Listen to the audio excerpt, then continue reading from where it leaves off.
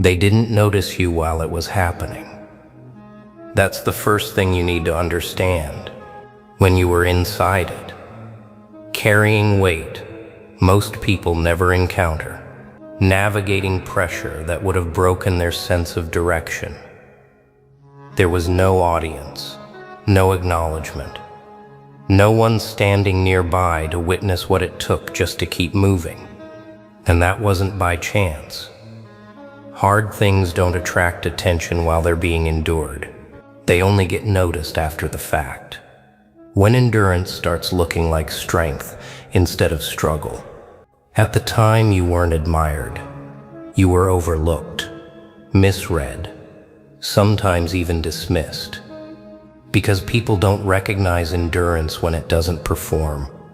They recognize outcomes, and you weren't producing outcomes they could easily label yet. You were producing structure, internal structure. The kind that forms quietly when there's no room for collapse. While others avoided the weight, you adapted to it. While others searched for exits, you learned how to stand still without losing your center. You didn't make it through because you were stronger than everyone else, in obvious ways. You made it through because you stopped expecting the environment to cooperate. You adjusted internally and kept going without asking for permission. That's why most people didn't follow you there, not because they lacked ability, because they lacked tolerance. Tolerance for uncertainty, for delayed reward, for carrying something without immediate explanation. You develop that tolerance in silence. And now that you're on the other side, people are starting to look back and realize something doesn't add up. The version of you standing here doesn't look like someone who should have endured what you did. That's when the questions start forming. Not out of concern, out of confusion, because they wouldn't have made it. And now they're trying to understand how you did. They start replaying the timeline, searching for a moment they missed, some turning point, some intervention, some hidden advantage that explains why you're still standing when others folded. But the deeper they look, the less satisfying their explanations become. There was no rescue, no sudden breakthrough, no external force that carried you through. What they find instead is a long stretch of quiet endurance. Days where nothing improved but you didn't retreat. Decisions where the safer option was available, but you didn't take it. Moments where walking away would have been reasonable, even justified. Yet you stayed, not because you were stubborn, because you had already accepted something most people never do, that no one was coming to make it easier. Once that acceptance settles in, the rules change. You stop negotiating with circumstances. You stop hoping pressure will lift on its own. You stop asking why it's happening and focus on how to remain intact while it does. That's the part they can't relate to. They want a technique, a mindset hack, a formula they can repeat. But there was no formula. There was a decision made early, maybe unconsciously, to carry what was given without dramatizing it. You didn't treat the experience as something that defined you. You treated it as something that passed through you. That distinction matters. Most people merge with hardship and let it reshape their identity. You didn't. You built structure around it and kept moving forward without making noise. That's why when they look back now, they can't pinpoint the moment you endured it. Endurance wasn't a moment. It was a posture you maintained long enough for the storm to wear itself down. That posture is what confuses them now. Because from the outside, it doesn't look dramatic. There are no visible scars they can point to. No stories that resolve cleanly. No symbols that explain why you didn't give way where others did. What they see instead is composure that doesn't match the history they're uncovering. They expect bitterness. They expect urgency. They expect someone who needs to prove something after making it through. But you don't move like that. You're not racing to reclaim lost time. You're not extracting meaning from every interaction. You're not using the past as leverage. That absence unsettles them. Because most people who endure deep pressure come out either hardened or loud about it. You came out calibrated, still, precise. And that precision tells a story they weren't prepared for. It suggests that what you went through didn't hollow you out. It organized you. While others gave way under weight they couldn't name, you learned how to distribute it internally. You didn't carry everything at once. You didn't dramatize the burden. You compartmentalized, adapted, and kept your center intact. That kind of endurance doesn't register as heroism. It registers as quiet normalcy. And quiet normalcy after extreme pressure is something people don't know how to interpret, so they start projecting explanations onto you. Discipline, luck, privilege, anything that lets them avoid the simpler truth. You tolerated what they would have avoided. Intolerance at that level isn't learned in workshops. It's developed in prolonged solitude. The longer they examine your path, the clearer it becomes that what carried you through wasn't intensity. It was consistency. You didn't spike when things improved, or give way when they worsened. You stayed level while the environment fluctuated around you. And once they see that pattern, something shifts in how they look at you. They stop asking what sustained you. They start asking what shaped you. That question changes the tone completely. They're no longer curious in a casual way, they're unsettled. Because shaping implies intention, and intention implies awareness. They begin to realize that you weren't just moving blindly, you were paying attention, not to the chaos around you, but to the limits inside you. You learned exactly how much pressure you could carry without losing clarity.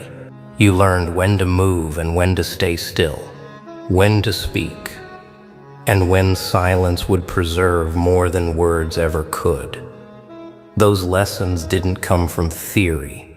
They came from necessity. And necessity doesn't teach gently. It removes everything unnecessary until only what works remains. That's what they're seeing now when they look at you. Someone who doesn't waste energy. Someone who doesn't chase reassurance. Someone who doesn't tighten when conditions narrow. That steadiness isn't natural. It's earned. Earned through exposure to situations where emotional reaction would have cost too much, where losing composure would have made things worse, where giving way would have ended the path entirely. You adapted by becoming exact. And exactness is uncomfortable for people who live through impulse. They start to sense that you don't need things from them. Not validation, not alignment, not explanation. You operate from internal sufficiency. That's why their attempts to understand you keep failing. They're looking for a story of rescue or redemption, but there isn't one. There's only a long sequence of moments where you chose to remain intact instead of becoming reactive. And once they see that, they realize the truth they've been avoiding. You didn't make it through because you were fortunate. You made it through because you refused to abandon yourself when circumstances gave you every reason to. That refusal is the part they struggle to accept because it invites a comparison they didn't ask for.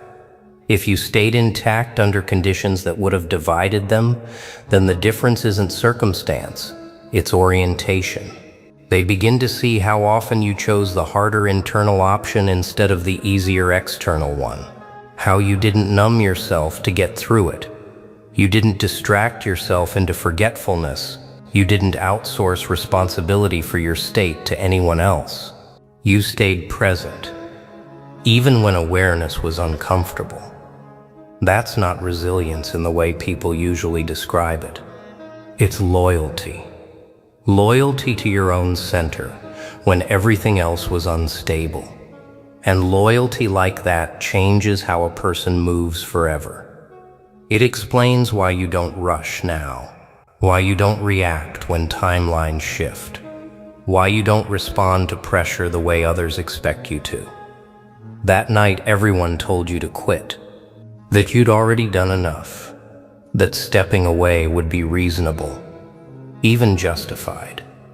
You said nothing, just showed up the next morning and kept going. Not because you were stubborn, because you had already decided. No one else determines when you're finished. You've already been shaped by situations that offered no relief. Smaller demands don't register the same way anymore. That's what they're picking up on. Not strength, calibration. And that clarity makes you difficult to influence, difficult to unsettle, difficult to rush. They aren't trying to understand how you endured out of admiration. They're trying to understand because your presence disrupts their assumptions about what unsettles a person and what doesn't. You stand as evidence that most people don't step away because conditions are unbearable.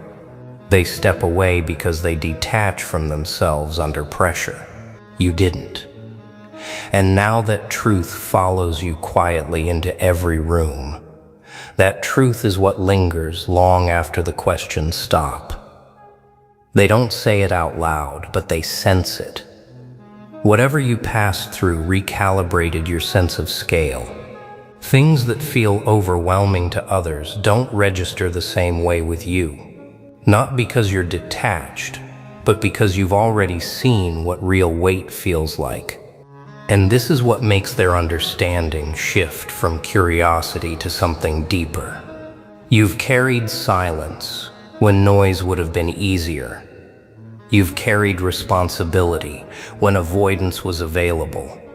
And that history lives in your posture, your timing, the way you don't rush to fill space. People sense it before they understand it. That's why their attempts to figure you out never quite land. They're searching for an explanation that fits inside their experience. But your experience exceeds their reference points. You didn't come out of it desperate to be seen. You came out exact. You don't waste energy proving resilience, because you already know what you can withstand. That certainty doesn't announce itself. It settles. And settled people quietly reshape environments built on urgency. They change the pace of conversations. They slow decisions. They make shortcuts feel unreliable, not intentionally, naturally. This is why people keep circling back to the same question when they think about you. How did you make it through without losing yourself? And the answer isn't something they can copy. It isn't something they can download or rehearse. You didn't survive by learning tricks. You survived by staying loyal to your center when stepping away from it would have been easier. And that loyalty becomes visible long after the pressure is gone. It becomes the quiet steadiness people respond to without knowing why. And that's where their understanding finally stops reaching forward and starts turning inward. They realize the question was never really about you. It was about themselves, about what they would have done in your place, about the moments they chose relief over integrity, distraction over presence, escape over endurance. Your survival invites that reflection without saying a word. You don't accuse them. You don't lecture. You don't even explain. You simply exist as proof that something else was possible under the same weight. That's why they keep trying to understand how you made it through. Not because they want your method, but because your existence unsettles the narrative they tell themselves about limits. You didn't overcome by becoming harder. You didn't endure by numbing yourself. You stayed intact by refusing to trade your center for comfort. And once people sense that, they stop trying to decode you. They start respecting the separation between their choices and what you carried without breaking. That separation doesn't close with admiration. It closes with honesty, or it doesn't close at all. You made it through what most people don't, and now they're trying to understand how. But the truth is simpler than they want it to be. You didn't step away from yourself when it mattered most, and most people do. And that's the end of the search, whether they admit it or not. Because once someone realizes that endurance didn't come from luck, talent, or external rescue, there's nothing left to dissect.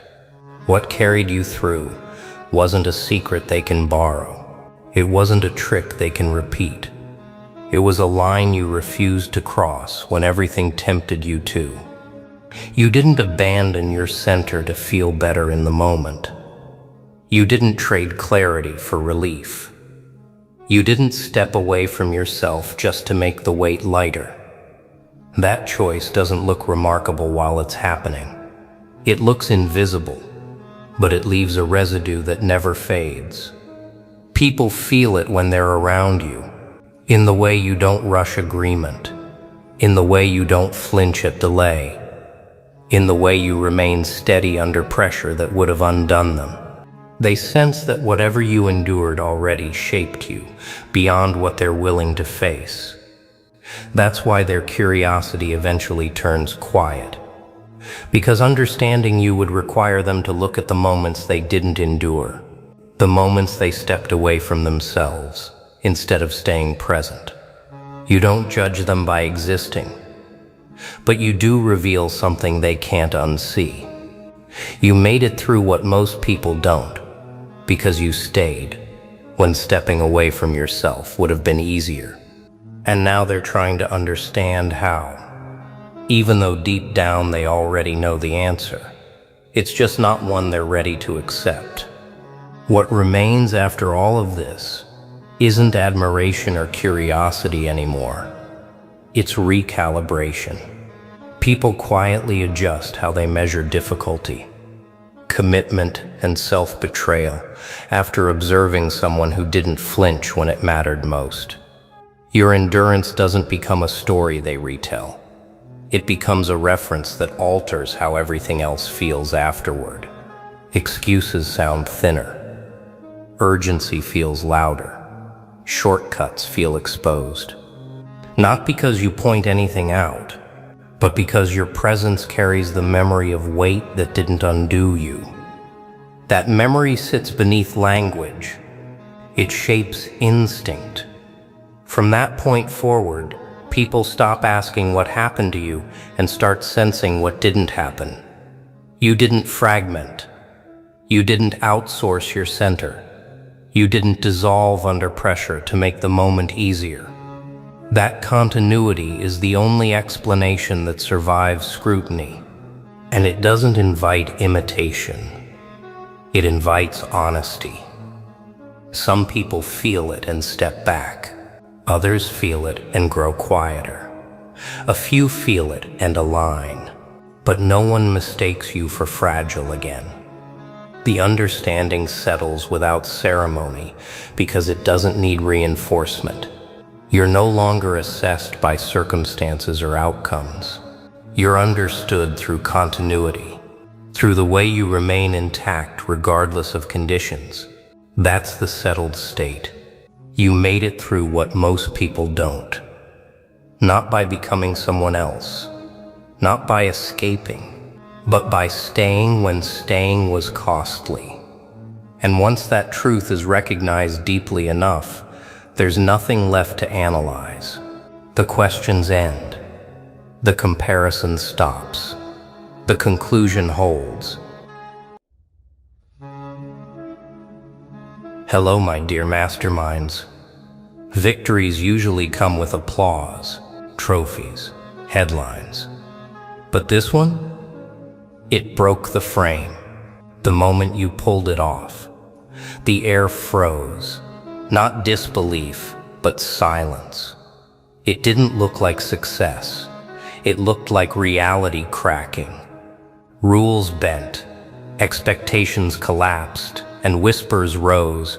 Who do we even call for this? That's when the higher powers stirred. Signals lit, whispers raced, chronicles updated. Not because you bent a law, but because you fractured their logic. They needed gatekeepers to explain what pride couldn't. But no mantle, no circle, no force has jurisdiction over the impossible. Your victory wasn't theirs to investigate. It was theirs to witness. At first panic, then the trembling question, what do we call this? But the longer they stared, the quieter it became. The tone shifted from stop this to observe this, from contain to endure. Because how do you restrain inevitability? How do you confiscate a law of nature? Records twisted. Subject does not comply with failure conditions. Outcome persists despite interference. They realized they weren't documenting an error. They were documenting a constant. That's why posture stiffened and voices lowered. You hadn't broken rules. You revealed their ceiling. And once a ceiling is seen, no one forgets it. Their manuals turn to dust.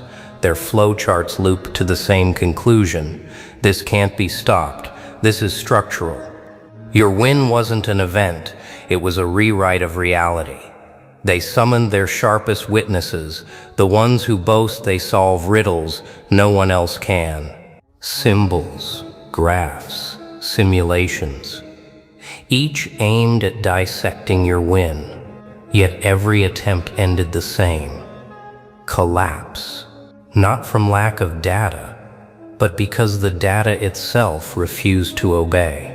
Every model folded, every equation bent, every map disintegrated. They couldn't trace the path because what you did wasn't supposed to exist. Their records stamped in trembling ink. Unexplainable. The word meant to mark confusion became your crown. Because when higher powers call something unexplainable, what they're really saying is this one lives beyond our reach. Your victory wasn't a file. It was evidence that the structure itself has cracks. Evidence written before the very forces sworn to deny it. Normal victories spark applause, but yours sparked unease. Not chaos of defeat, dread of witnessing something that escapes control. You could see it in their eyes, wide, restless, desperate to understand yet unwilling to face the answer. They weren't just looking at you, they were staring at the collapse of certainty. Every protocol, every mantle of control, every crown of authority, they all dissolved. Because no decree exists for one who bends reality with a single move. That's why whispers spread faster than words. What do we do when we're not the strongest anymore? They weren't designed for this. They were built to police chaos, to cage disorder, to enforce order. But you weren't disruption. You were revelation. And revelation doesn't get silenced. It rewrites the script. Higher powers love chronicles, reports that explain, seals that conclude, signatures that declare. Yet when your victory hit their archives, the scrolls stayed open. Closing it felt dishonest, dangerous. Because how do you stamp resolved on something that rewrote the conditions of resolution? Their quills froze, their ledgers returned blank. The dominion that thrives on closure couldn't touch you. That's why your record didn't end. It multiplied. Copies sent to chambers that didn't exist last week. Whispers echoing in vaults marked restricted. They didn't archive you to control you. They archived you to remind themselves you were real. because deep down, they knew. Some victories don't end in ink, they end in echoes. Normally, when something grows too loud, the order flips a switch, cut the feed, jam the signal, silence the voice. But your victory didn't travel on channels, it lived in the air. It spread through breath, through memory, through silence itself. They couldn't block it, couldn't censor it, couldn't bury what was already carved into reality. Every attempt to contain the story only made it surge harder. The more they tried to erase it, the more undeniable it became. People didn't just hear about your win, they felt it, like static crawling on skin, like a current refusing to fade. That's what rattled them. Control works on information, but not on energy. And your victory wasn't news, it was energy, a frequency too primal to silence. They didn't gather to clap for you, they gathered to stop you. Yet the longer they stared, the more powerless they became. Their voices cracked, their protocols stuttered, their dominion shrank under the weight of what unfolded. They came armed with rules, but rules fractured against results. They came armored with pride, but pride collapsed the instant silence crowned the room. All they could do was watch, helpless, transfixed, unwilling to admit the truth. Your victory wasn't theirs to analyze. It was theirs to endure. You turned their mission into audience seats. The balance of power flipped. Higher powers became spectators. They claimed to own the narrative, to decide what spreads and what doesn't. But your victory bypassed their gates, searing itself directly into memory. It wasn't carried by press releases or decrees. It spread like lightning, leaping from witness to witness, etching itself into remembrance faster than they could react. By the time their first statement crawled out, the world had already decided this was history. Not rumor, not mistake. History. They scrambled to reframe it, to shrink it, to bury it under red tape. But truth had already escaped, breathing in every silence. It wasn't broadcast on channels. It was broadcast by existence itself. No frequency to jam, no signal to intercept. Just the undeniable fact their grip was gone. You weren't being reported. You were being remembered. They thought ink would tame it, that seals would shrink it. But the moment your victory touched parchment, the opposite happened. Words didn't contain you, they magnified you. Every sentence read like prophecy, every line like scripture. The more they tried to fix you on record, the more alive you became, crawling out of archives into the minds of anyone who touched it. Gatekeepers passed it hand to hand, holding breath too long at the details, and suddenly, the record meant to bury you became fuel for your legend. They tried to close a case, but they opened a door. They gathered in sealed halls, no windows, heavy doors, long tables built for control. Every chair filled with titles, seals, mantles. The agenda contained the fallout. But when they spoke your name, the chamber bent. Words tangled, plans contradicted, certainty dissolved. Because how do you contain inevitability?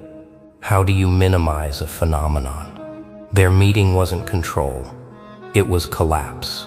Voices cracked, silence grew heavy, until the only sound circling the table was your name, spoken like thunder. They couldn't predict. That's when they knew. The gathering wasn't about controlling you. It was about confessing they never could. When explanations failed, they reached for ritual. They marked it sealed, buried under codes, tucked in forbidden archives. But seals don't erase truth, they amplify it. Because the moment something is hidden, curiosity multiplies. Whispers spread, fragments leak. The very act of concealing you made you larger, more dangerous to their order. Watchers traded uneasy glances. Scribes guarded files they didn't dare open twice. That's when they realized secrecy wasn't protection, it was confession. The act of hiding you admitted defeat. Their silence became surrender. A silent admission. Your victory wasn't theirs to cage, not theirs to solve, not theirs to command. It belonged to history, and history refuses to stay sealed. These weren't novices, these were veterans, trained to face storms. Yet in your presence, their training snapped, commands bent, eyes widened, as though gravity itself reversed. They didn't freeze from weakness, they froze because instinct screamed, "This is bigger than us." They froze, not in fear, but in recognition. Every scenario drilled into them, threats, disasters, global crises, none applied. You weren't a problem to neutralize, you were inevitability unfolding. And inevitability doesn't get restrained, it only gets witnessed. That's why their mantles slipped, their confidence cracked, and for the first time, the so-called rulers became spectators. They clung to ritual, collect evidence, record facts, archive proof, but every attempt slipped away. Footage blurred, sound fractured, testimonies contradicted each other, not because your victory wasn't real, but because reality itself refused to compress you into evidence.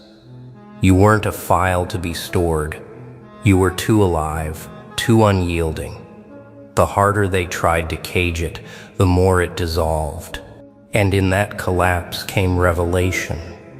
You don't leave evidence, you leave echoes. Echoes in silence. Echoes in the bones of those who watched.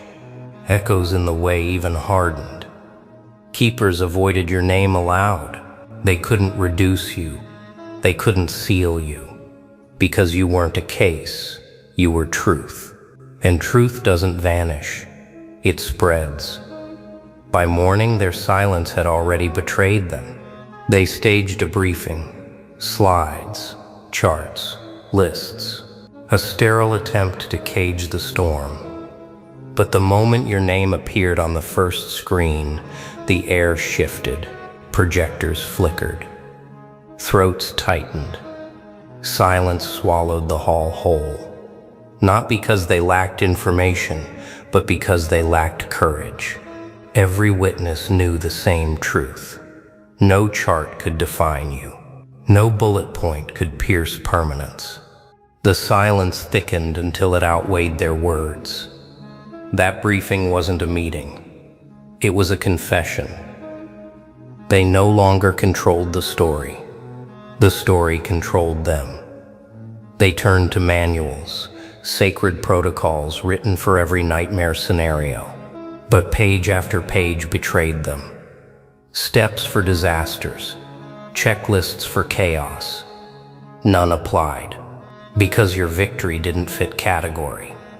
It towered above it. Every attempt at procedure collapsed into absurdity. Contain subject. You can't contain permanence. Neutralize event. You can't neutralize inevitability. Limit exposure. The world had already seen. Their treasured handbooks looked like children's notes beside your reality. And in that absurdity, truth carved itself into silence. Protocol bows where proof reigns. None dared admit it. Yet instinct screamed it. Protocol only works when dominion is larger than the force it faces. But you weren't a force to face.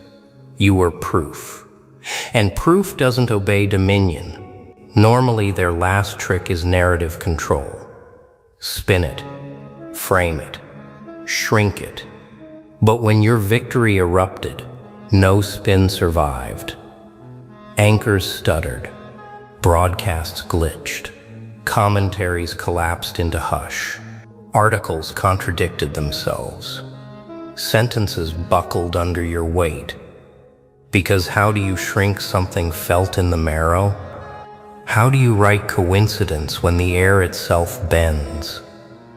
The story was too vast, too raw, too undeniable. Their spin didn't minimize, it magnified.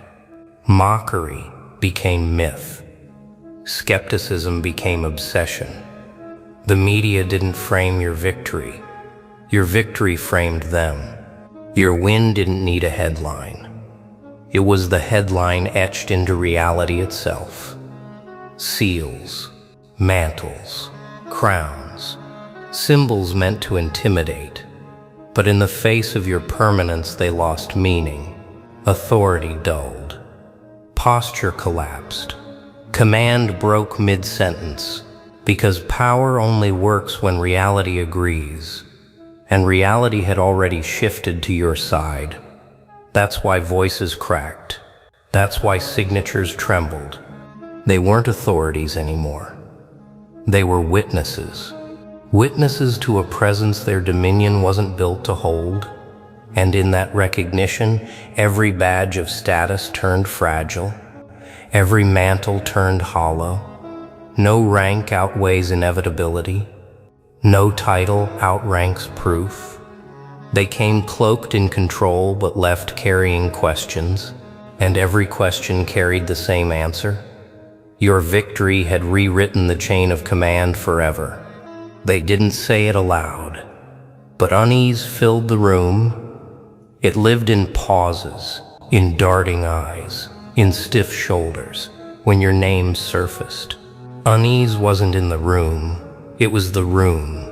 Because they knew this wasn't just a win, it was a fracture in reality. And once a fracture appears, nothing stays stable.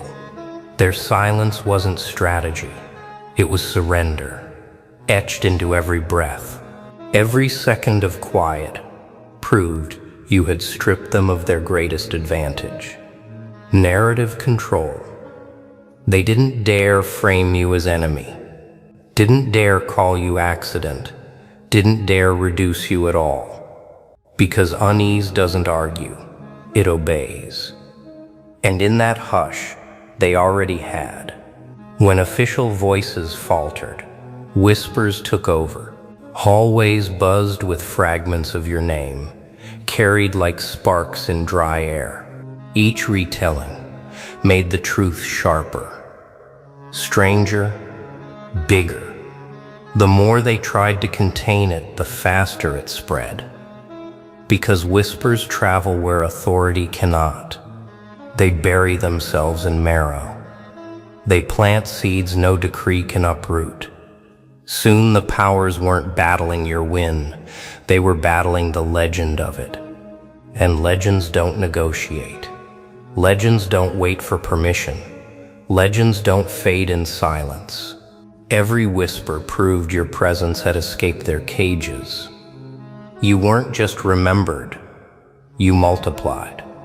They tried to bury your win in secret ledgers, hidden files, sealed archives. But records don't lie, and they don't stay buried. Every line became evidence against their dominion.